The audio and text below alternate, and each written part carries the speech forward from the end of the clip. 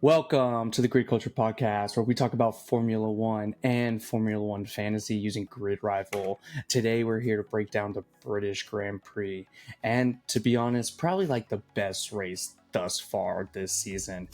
And let's take it down. Let's run it.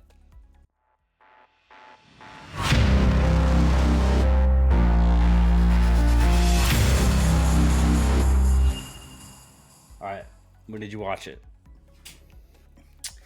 Man, right, like I watched it in the morning. For us, it didn't start. It started at 10 a.m. So Must be freaking nice. I was able to get up, have breakfast, get some coffee, sit on the couch. I had my iPad open, had things going on. It was good.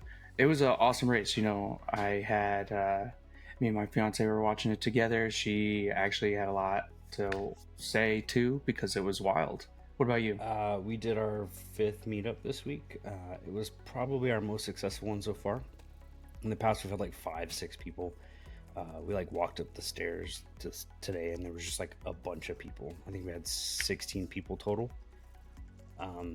But it was super cool. Yeah, and there was a lot of people that were like, "Oh my god, I'm so glad that you started this. Like, we've been looking for a group of people to watch the race with, and there's just been nothing. And every time we search, it's only about the race in Vegas, and it's usually people bashing on the race in Vegas. But it was super cool to meet up with people. But yeah, it was a lot of fun. It was cool to watch, and there was some diehards. There's a lot of diehards there. That's cool. That's really cool. Yeah, we need to definitely do some.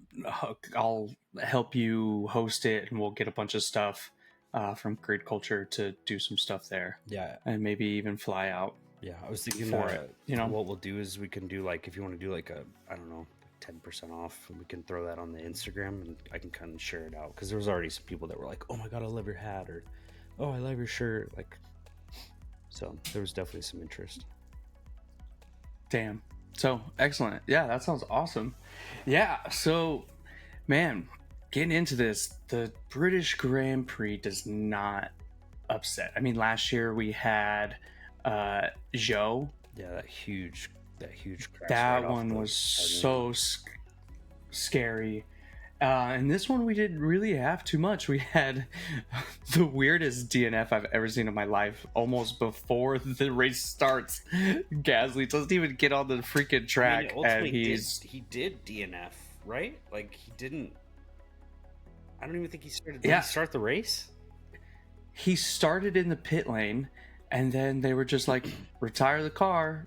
Did they say what was wrong with it? Because he literally replaced all the parts. That's why he had a 50-place grid penalty. Why? How do you replace all those things and still have reliability issues?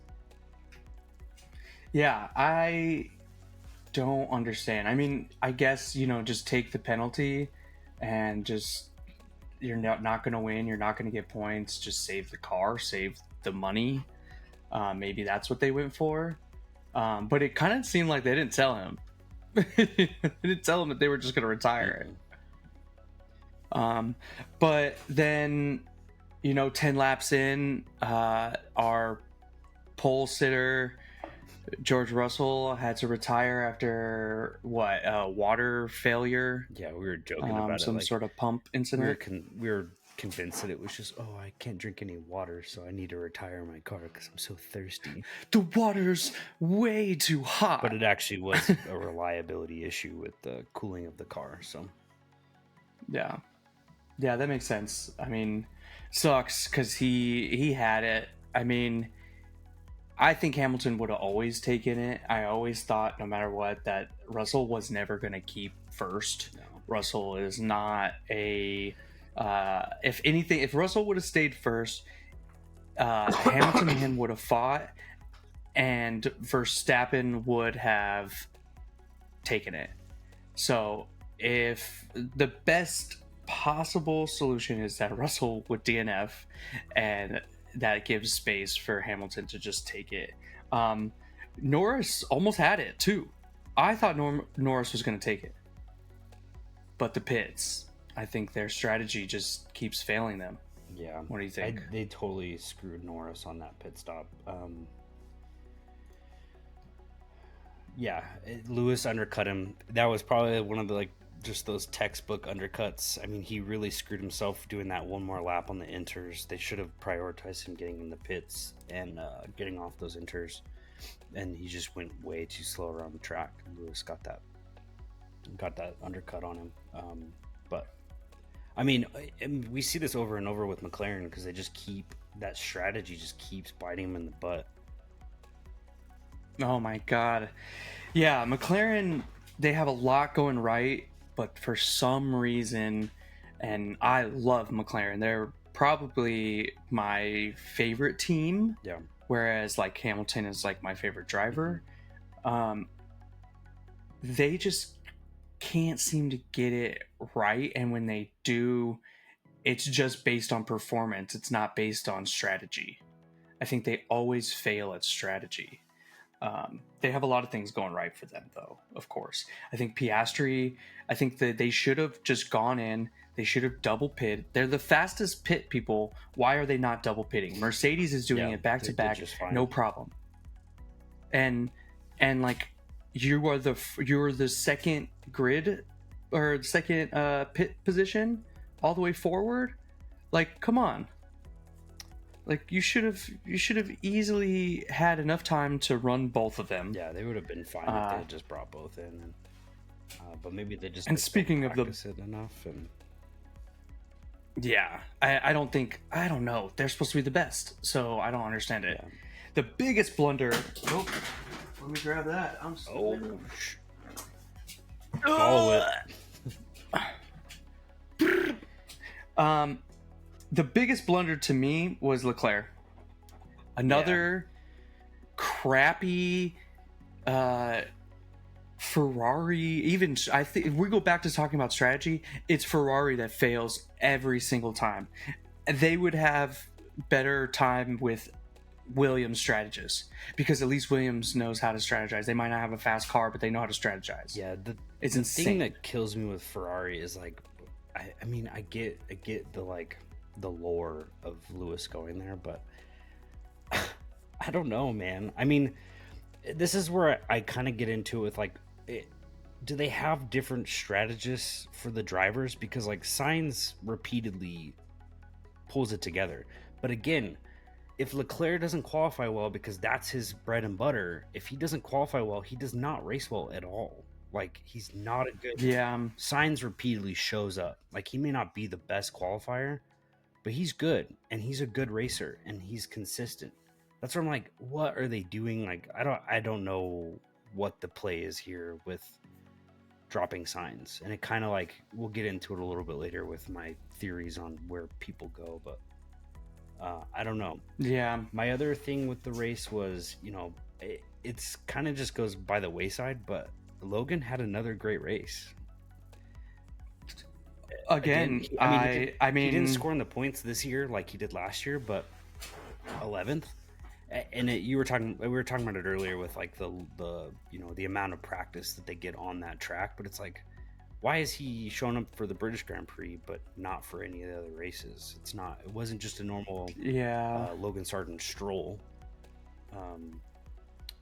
The other thing I had noted down was, isn't it weird how there was an investigation into Lewis's safety in that car, and all of a sudden George Russell has reliability issues, and I was just talking about how the Saboba method is back. Saboba. He just switched the numbers at night. He just put the 44 over the 63 and was just like, this is my car, you know. And then someone else messed with his. I don't know. I that's what I find weird. I don't know if those emails were anything. I don't know. I think there was just a crazy fan. But you know, as we're getting into it, the reason we're wearing what we're wearing today, and it's got to go out without any interruption. Lewis, the GOAT Hamilton. So good. It was so good just, to watch. Really just wanted him to get one more first place with Mercedes before he leaves. Like, yes, we love to see it. Yes, you just want more and more. And at home and in a place that has a straight named after him. Yeah. You know? Yeah. Like it was epic. It was one of those events where you're just happy to watch it. I was on my seat at the end because there was a suspicion Max was getting to him. Yeah. Max, if he would have had maybe 3 more laps, I think Max would have taken him. Max on those hards was very impressive. It kind of blew my mind because I'm like, he had the hards. He was the only one out there on the hards. Norris had mediums. Lewis threw on softs. And the only thing that I was concerned about the hards, honestly, because I'm like, if that track was wet, it may be dry now, but how quickly are they getting that temperature back into the track to heat up those tires? But Verstappen was passing. I mean, he must have been very comfortable on the hards during practice and noticed that they just heat up better, maybe. I mean, of course the softs are going to heat up faster, but maybe he knew that. Exactly. Maybe the softs I know that the degradation on the Red Bull is serious. I know that their tires shred. I don't know what's up with them because it seems like Hamilton can keep his tires going forever. That was the other thing that we talked about was, why did the trophy look like a blown out tire? It looked like a blown out tire. The second place and the constructor points cup, it looked like a fucking blown out tire. Or you couldn't come up with something better. I want to see it. Do they have images of it?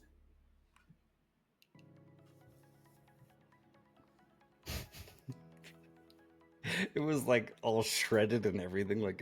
It comes up and then it looked like there was a little nut. Oh yeah, it's just weird. It looks like a blown out tire. It kind of looks like you put streamers at the end of an exhaust. Yeah.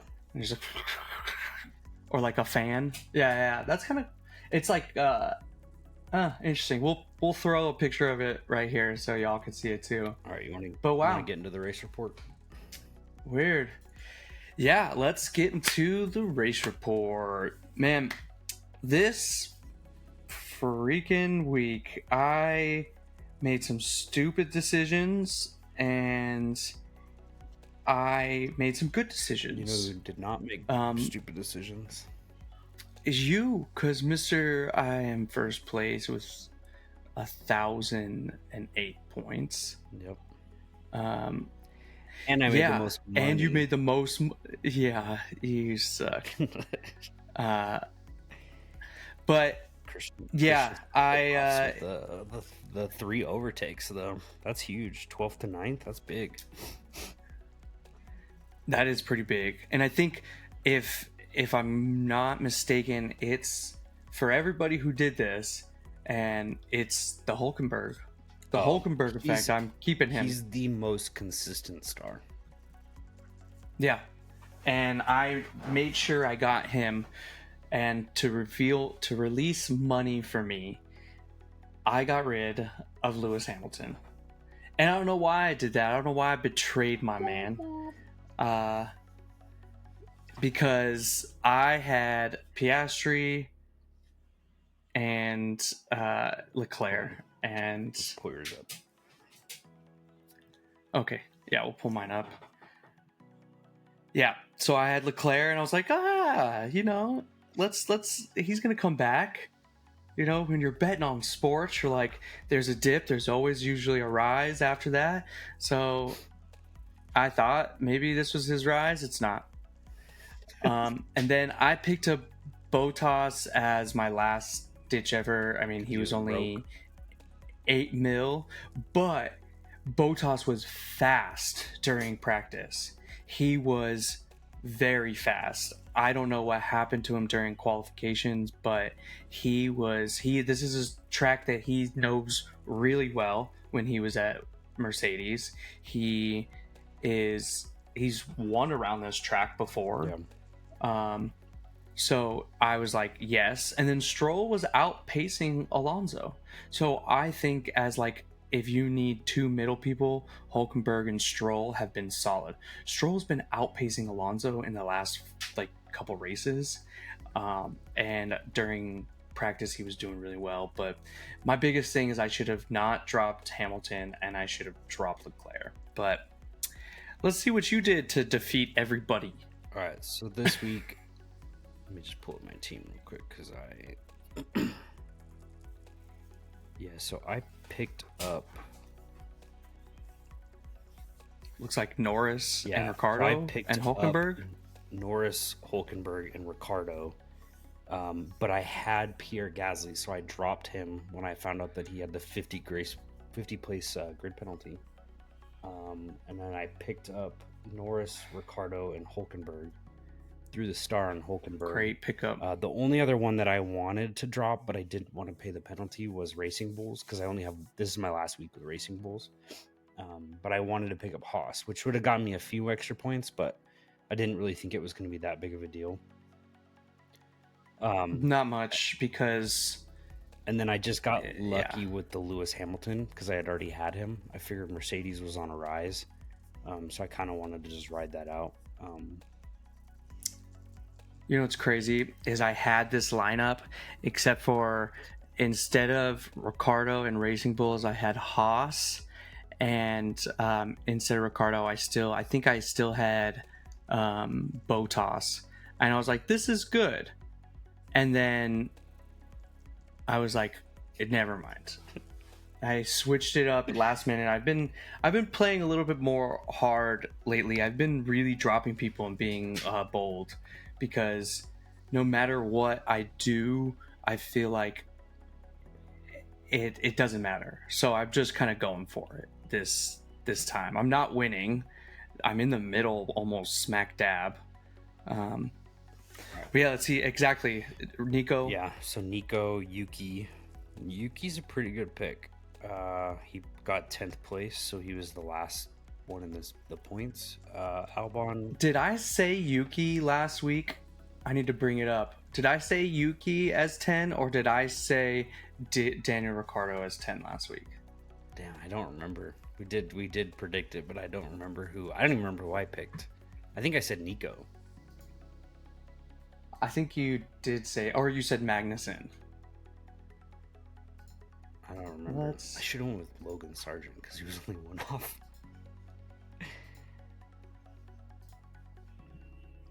Yeah, I was locked out of Logan Sargent this week because I used him last week as my last savior. He did fairly well for the cheap drivers, and I was surprised because Bottas was actually doing well, but he got messed up. Yeah, so, I mean, as far as fantasy this week, if you had Gasly and Russell, you were fucked. What did Russell get? Because who had go to Wolfpack, right? Because her whole 102. So he still did better than Bottas. Yeah, he still did. Yeah, I was gonna say, I was like, he had to have gotten something because he pulled. Yeah, but the Gasly hurt 12 to get 12 points. Yeah, that's rough. That's rough. Her only saving grace was her McLaren constructor. Yeah, that gave her an extra like 40 points. It still wasn't enough to make up for the 12, but yeah, this was a weird lineup. Yeah. She doesn't have anyone pretty big. I think she went in on McLaren. Yeah, that makes sense. McLaren was that makes sense. A lot of her money was McLaren. Let's see who else. Which you can't beat it. I mean, in that regard, he did pretty good too. K-Mag, Perez. That's a weird pick, but I understand it. I understand the Perez pick because the Perez pick is like he has to perform. So like if you think about it, you're like, he has to do it. He doesn't. And you would think, but in like a logical set, you're like, okay, Perez isn't a fast car and he knows he needs to pick it up. But that doesn't mean anything. Yes, he did. So that's kind of interesting. Oh, he has Mercedes as his team. but that's what you can afford when you're on the top. Well, and he So- made a lot of money. I think he's made a lot of team value because he doesn't have very many low-tier drivers. No. Magnussen's his lowest tiered. K-Mag's is only one. Yeah, wow, he's rich. Is there anyone else? Wow. No, I think this week was pretty self-explanatory with what went on. I mean, we had a couple of upsets with Russell and Gasly, but for the most part, a lot of people maintained over, like, you know, 800 points. Like, I don't think I won at all. I just stayed. Yeah. And I'm right behind you. I'm 81 points behind you. I'm waiting for you to forget a star. Oh, that's not happening. I'm waiting for one of these really early races to fuck you over. All right. That was a race report.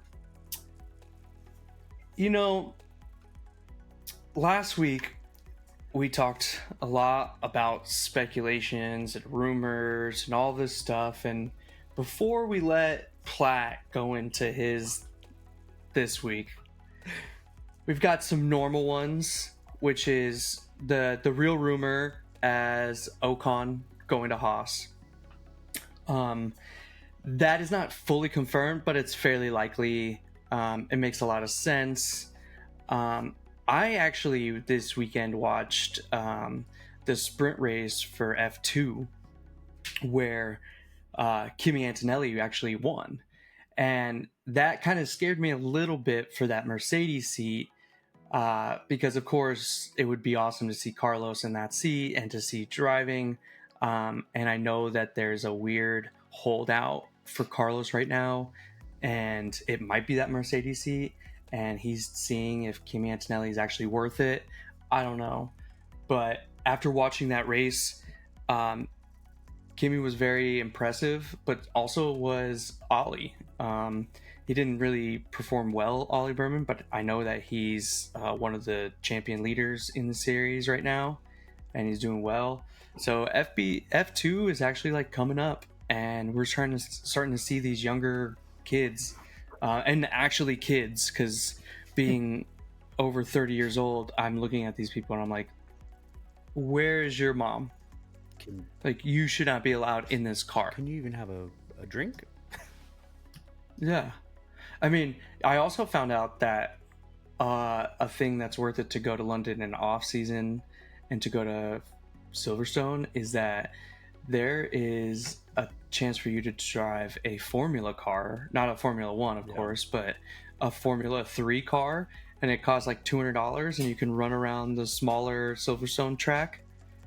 And I would 100% do that. Sponsor us. Somebody sponsor us. Sponsor us. Yeah, that would be. I'm gonna do it in my life. In Arizona, I've been looking at it a few times. There's like a racing academy in Arizona that I was like, that could be cool. They do like a Formula car. Because there's one in Jersey that does like a nice, like you could get like a Porsche, I live there or you Jersey. That's good. Is it time? Yeah. I mean, Cody. That's all I have. Let's get into Cody's hot takes. Platty's all right, we got a whiteboard today. Oh my god, here he goes. All right, so let's talk about I'm gonna just the easy ones, right? So we got Ferrari. We know that's gonna be Hamilton and Leclerc, which doesn't make any sense to me. Aston Martin, we got Alonso and Crybaby. Williams, so this is speculation. We know Albon has a seat at Williams next year. Kick Sauber, we've got Hulkenberg. Mercedes, we have Crybaby number 2. McLaren, we've got Piastri and Norris. Alpine, Gasly. V-Carb, Yuki. Haas, Behrman, right? Those are the concretes. Concrete. Yeah, these are like for sure happening. You know, we're not going to have any issues. And Verstappen and Perez. Well, I put asterisks on Perez because I want to talk about that as well. And then at the bottom Yeah, I down mean, here, I that's just got, my boy K-Mag. He's willing to commit war crimes for you, so you should probably put him on your team somewhere. yeah. Okay. He don't give no fucks. Haas, we've got the rumor that Ocon signs, so I think that makes sense to me. I think that's totally doable. I have a saying how this puzzle plays out. I think it goes, the biggest question is Sainz and Bottas, because, hot take, Bottas to Mercedes, who would love to see it? Toto Wolff and Bottas already have a great relationship. 2025 is a wash, kind of. That's what the rumor is. I go back and forth because ultimately, the higher up you place in the World Constructors, wouldn't you want that pot of money going into a brand new regulation season? So I don't know how much of a wash it really is. I just think you need consistent drivers that are going to get you points. Sainz is a consistent driver, which, and this is why I think I'm taking Antonelli off the table. I think he's too new. I don't think that it's worth it. I think Antonelli goes down to Williams. I think Williams, it's their feeder team. I think you put him at a lower level and introduce him to Formula One cars, because we see it time and time again that these new drivers come in and they just don't perform.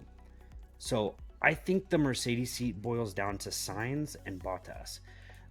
The only reason why I go more Sainz than Bottas is the delay in which we're seeing that seat or Sainz come out and say where he's going. Toto Wolff has come out and said he's kind of retracted. He did like a 180 and was essentially like, Sainz is in consideration. And I think he also said that in order to make that decision, I think he needs more time. And that's why I think we're waiting so long to see where Sainz goes. The only other place that I see Sainz and Bottas is Kick Sauber. Because Audi's not coming into Formula One to lose. You know what I mean? I think they're going to put a lot of research and development, and they're going to try to, if not be a top-tier team, a mid-tier team. I think in order for Sainz to stay at a top-tier team, I think it's Mercedes. I think this makes the most sense. Alpine, we'll get into that. This is my other concern, is Perez. They've already come out and said, because it's not like Red Bull to not have clauses, like performance clauses in their contracts. And I read today an article or a post, someone said his clauses are to not be more than 100 points behind Max after the Belgian GP, which is only 2 races away, and 5 places behind the World Drivers' Championship. He is currently sitting at 137 points behind Max, so he's not meeting it there, and he's 5 places behind in the WDC. I mean, those are clauses. Like, if Red Bull wants to drop him, they can drop him. So who takes that That's seat? true. And it's not unlike Red Bull to drop a driver. We discussed it in the last episode. But I think it's becoming more evident that he's not performing in that car. Who takes that seat? Obviously the fan favorite is Daniel Ricciardo. But does he really rate that seat? I don't know. They're doing testing with Liam Lawson next week in the Red Bull car. So I think that's interesting and something definitely to consider, because we all know Liam Lawson deserves a seat. I think he deserves a seat. Yeah. I think the longer they wait, the more it's a risk. Or it's the longer they wait, the more he may just be like, I'm going to go do something else. What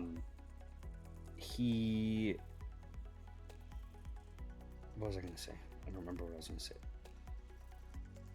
Oh, it's like, I want to see Daniel Ricciardo in the car, but I think Danny made some decisions in his career that just didn't pan out, and I don't know that he's ever going to recover from it. I think Liam Lawson would be a great pick to finish out the Red Bull season. They need points. Yeah. And then I agree with that. That leads me to... But I will also add this. That also could be a reason for Sainz to hold out too.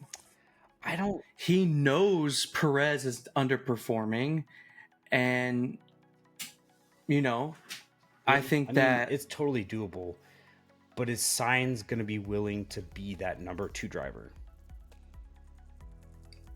he basically already is. I don't know if he is. I mean, yeah, you're right. You're right in the sense of at Ferrari right now, he does not have priority. I think Sainz just wants to drive, and he loves to do it. And of course, everyone in this sport, all they want to do is win. But in the end, is it winning or driving? And I think a lot of people, it's just driving. And I think that unless you're Yuki, and then it's eating and cooking. Yeah. And I think that any seat that's available for Sainz come Vegas, he's gonna be scrambling. But if he's really waiting for that Mercedes seat, we're gonna know before summer break. And I think we're gonna have a lot of more things locked in come summer break. Looking at the Ocon thing, once that, I think it's like it'll roll down a hill. Like as soon as we start seeing one, we're gonna start seeing more. I don't know that it rolls until Sainz makes his decision. But again, is he waiting too long? Are the teams eventually just gonna be like, you know what, we're not waiting for you anymore, we're gonna make a decision? Exactly. I mean, they can't wait on one driver. I mean, the other drivers are waiting to see because they're next in line at each of these spaces. The only other one I was not sure about is Alpine. I don't know how that plays out. You had mentioned Duhan earlier. Jack Duhan? Duhan, something like that. You know what I mean? Does Lawson go to Alpine because he needs a seat? I don't know. I really don't know about the Alpine seat. I don't know where their head's at. I don't know that if I was Sainz, I would consider Alpine. And then I know the other rumor was Carlando. What was that? What was that rumor? Did you hear about the Carlando 2025? No, I didn't.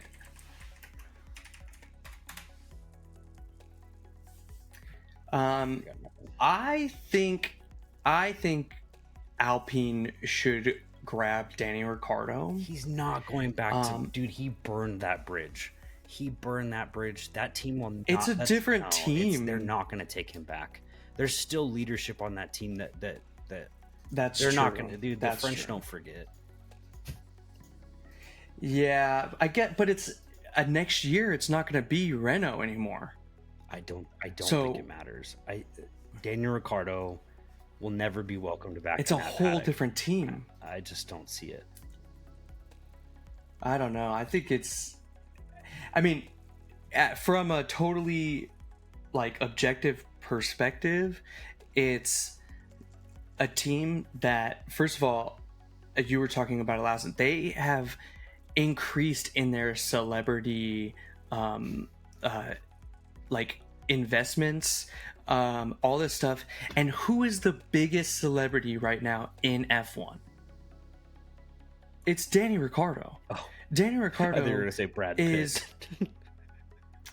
That, I honestly, in my head, I thought that too, because I was like, actually, it's Brad Pitt, but that doesn't really count. Who's going to give Brad Pitt a seat for next season? I mean, we'll see once this movie comes out. Did you see the trailer? I did. I did. Did you see Gunther in this? In the, he just leans out. I was like, yes. That I'm actually excited. It kind of. I hope they do some of the stuff that they did with Gran Turismo. Yeah. Even some of the camera angles on the cars were pretty slick. It looks, it's gonna be good. Even if it's not the best acting, I think the action will be really good. I mean, Brad Pitt is in it. Yeah. But yeah, no, it looks good. I'm wondering what these characters play. Are they supposed to represent someone?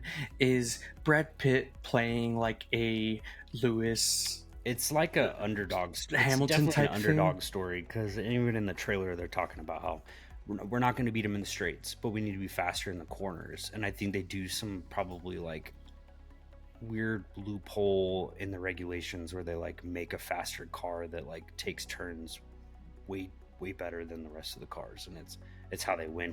Mm. And it's weird. I don't know if it's like the camera angle, but it almost seems like a slimmer car. And so they're like really playing on the fact that they could fit into like the tighter spaces. I don't know. We'll see. Interesting. Yeah, it just seems like Apple's coming for some of that F1 money. Yeah. You know, there was talks about Netflix already been cashing out on it. So about Apple trying to be the sole streaming platform for Formula One for their races. I don't remember. I remember hearing something about it, but we'll look it up later. that would mess with, I think, F1 TV, which I think is actually very successful to me. I think F1 TV is solid compared to a lot of Apple interfaces that I work with. I hate it.